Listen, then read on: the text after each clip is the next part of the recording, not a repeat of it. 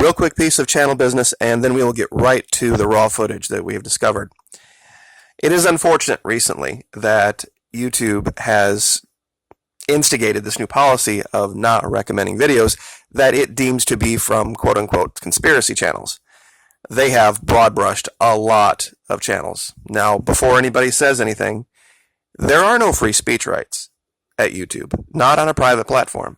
All First Amendment does is protect you from the government, not from the financial whims of a company like YouTube. All of us who are here on YouTube as content creators, we signed a piece of paper, we put our name on it, and said that we would not put anything out that YouTube deemed inappropriate or controversial. And in that piece of paper, it says they are the final arbiters of what they believe to be controversial or inappropriate.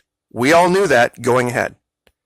Now, they wouldn't have granted us monetization status if our content had been of that nature. They have just changed the rules, but that's part of business. And it's not right, but it is what it is. However, there is a way around it for those of you who would like to maybe suggest this to your favorite channels. It's a bit of a workaround, but I think it's going to work, and it's going to have the unintended consequence of allowing people that maybe don't have the finances to contribute to the pay side of YouTube or be a member of the Patreon channel to actually help us financially.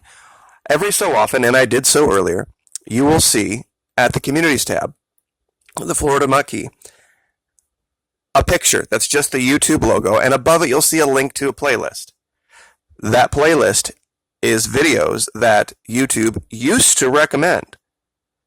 And if you would like to help us out, all you need to do is click that playlist, let it play through. You don't even really have to be present to watch it. You can let it play in the background. You can mute the sound and go about your day. If you had a spare device at home that you're not using, you can do it like on the computer and not even be bothered on your phone, or vice versa. And this type of thing where it allows all of the ads to play completely through and then plays the video and just auto plays the playlist of 54 videos. You can even do it while you're sleeping at night. It won't cost you a dime and helps us out immensely. So just wanted to explain what that was and why it was. So without any further ado, though,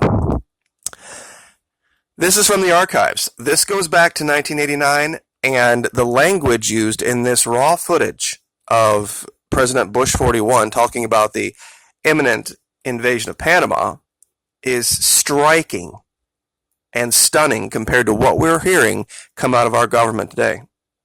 Now, this is, of course, May of that year. The invasion wasn't until December. And here, he is speaking, not thinking that it's going to be an eventuality, but it could be a possibility. So I'm going to go ahead and full screen this. I'm going to speed it up a little bit just to get through it quicker. And he's going to be referring to some people. He's going to say President Ford. I don't think that he is, he might be referring to our President Ford, but there was also a candidate that was running for president in Panama at that time, last name of Ford. That may be who he is referring to here. I'm just not sure because it's raw footage. So we're going to go ahead and just get to where he starts speaking. And like I said, listen to the syntax. Ford a little bit ago. Well, let me first make a brief statement. I'd like to comment on the Panamanian elections. I met with the Murtha delegation to hear their report, and I've now received a preliminary report from President Ford and President Carter. President Carter and his whole delegation will be here shortly to give me a full report. In addition, we have the report of other observer groups, including that of the Archbishop of Panama, which demonstrates clearly that despite massive irregularities at the polls, the opposition has won a clear-cut, overwhelming victory. The Panamanian people have spoken, and I call on General Noriega to respect the voice of the people, and I call on all foreign leaders to urge General Noriega to honor the clear results of the election. And I might add that I applaud the statement by Peruz Alan Garcia, who has spoken out against the fraud. I noted with interest that the Archbishop of Panama felt that 74% of the vote went to the opposition, and I understand that Carlos Andres Perez of Venezuela is talking to some of the neighboring countries there to encourage a joint statement against the fraud that has taken place and calling on Noriega to honor the results of this election. Mr. President, what kind of military force are you considering? We're told that's one of the options. The election results have not been handed in formally, announced, and until they are, I will not discuss the options of the United States. I will simply again call on General Noriega to honor the will of the people. Mr. President, you called on him a year ago to do precisely the same thing, as did Mr. Reagan, and nothing happened. Why should it be any different? Because there has been a massive voice of the people heard. There has been a statement for democracy so loud and so clear that perhaps even General Noriega will listen to it.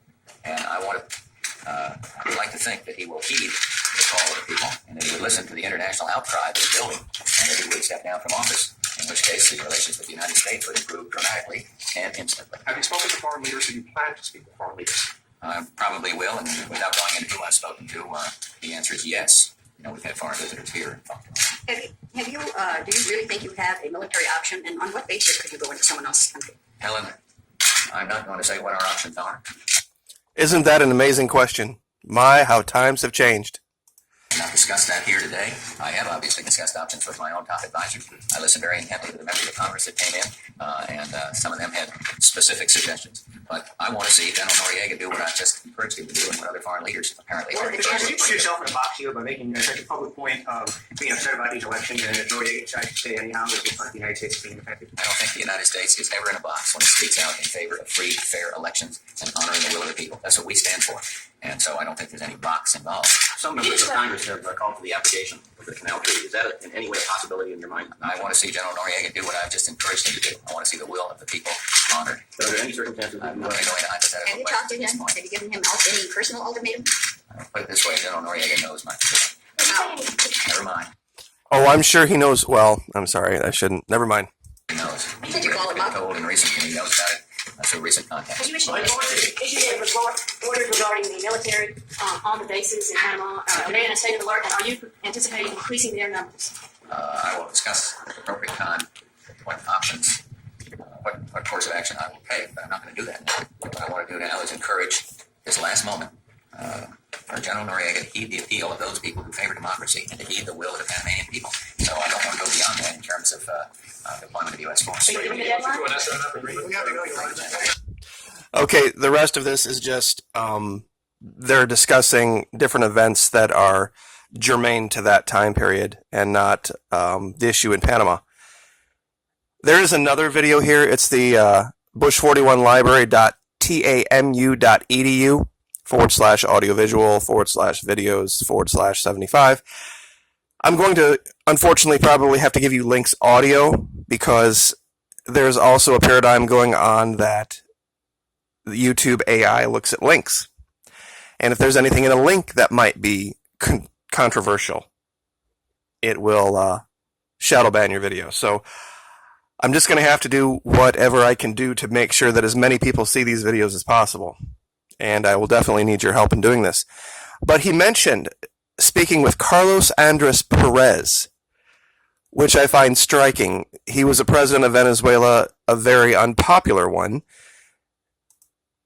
He presided over the Caracazo riots, which is very, very close to that time frame wise to that press conference. The riots were 27 February, and I believe that video was from May, if I'm not mistaken. Maybe I'm wrong. Hold on. Let me close this out. That was, 9 May. So only a couple months later. He does a press conference 2 days later where he basically reiterates the same thing, and it wasn't until there was a kidnapping of a U.S. serviceman, a killing of a U.S. serviceman, and the torturing of his wife that the unfortunate events of 1989 and 1990 happened. Largely forgotten by this country because of what happened in the Middle East after that. Desert Shield, Desert Storm, all that. But I think the consciousness of people in North America about the issues in Latin America have largely been distracted. And now we're starting to see it again. For those of us that lived through it, though, and were part of the military when this occurred, it's still something that we can't forget. The Caracazo riots were a result of a president making promises during an election campaign and then immediately, as soon as he got elected, doing something exactly opposite too. He was what you would possibly call middle of the road, this Perez, and got into power saying, oh, I'm not going to change all of these leftist things, or what we would refer to as leftist policies. And then he immediately began to do so.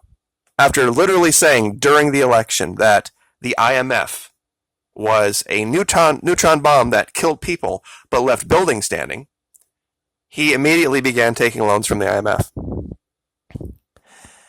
The Caracazo riots are also related to something else called the Dacazzo riots. Now, real quick, this AZO, when they put it on the end of any word in Latin America, gives it more of a riot feel to it. The only good analogy I can make is that in North America, when we add the word gate onto anything, it makes it a conspiracy. So this is the city of Caracas, the Caracazo riots, the big one in Caracas, the Caracas Smash, denotes a violent knock. And they have a whole bunch of different events like this. Bogotazo, Cotabazo. But Dacazzo is interesting because it talks about the current leader of Venezuela, Nicolas Maduro, forcing these electronics retailers to lower their prices. At some of these locations, they had 1,000% markups. This is a lot rolled out by the neoliberals, the people who are for random guy named Juan, as evidence that the policies of the left don't work. What they don't tell you is that the prices of these things were jacked up because there was free market capitalism that existed in Venezuela. You would have to ask yourself a question. Well, wait a minute. How could the prices have been so high if the government controlled all the prices? The point is that they didn't. What was happening was, just like I have suggested multiple times in multiple videos, what would happen in our country if at the end of every month, when everybody got their Social Security checks, their government checks, if places like Walmart and Safeway and Publix and grocery stores and big chain outlets doubled and tripled and quadrupled the prices of everything? What do you think would happen in this country? There would be riots everywhere every month. They, of course, can't do that. There is a laundry list of laws, both state and federal, that prohibit these companies from doing this. Walmart can't, the day before the end of the month, or 2 days before the end of the month, go through and raise nationally their prices 3,000%. Because they know that's when everybody's going to shop. They can't do it. It's illegal. And it is effectually a price control. There are price controls based on the subsidies that we give to the farmers. They just do it on the front end. What was happening at this time with Dacazzo is there were people coming in to Venezuela from Colombia, buying up stuff cheap, and then marking everything up. Black market 101. This is one of the things that happens, unfortunately, in a country that's trying to take care of its people, trying to allow the wealth of the nation to benefit the nation. There's always going to be these predatory capitalists come in. And it's a never-ending fight. You just have to educate people about it. This is what happened with the hyperinflation, the speculative dollar. It's, one of these circular arguments. The solution from the perspective of a guy like a random guy named Juan, is to institute policies that basically codify the level to which the people of the country can be taken advantage of. This is Venezuela Analysis, and they talk about this in depth. I would recommend, if you want to educate yourself about the reality of Venezuela, to go here. There's so many different articles that talk about the Caracazo riots, the causes of them, why it happened, and how it's related to what we did in Panama and our involvement in South America going back 150 years. So I will leave it there, but if you can help out the channel with just clicking on the playlist links, won't cost you a dime, I would sure appreciate it. Thank you so much.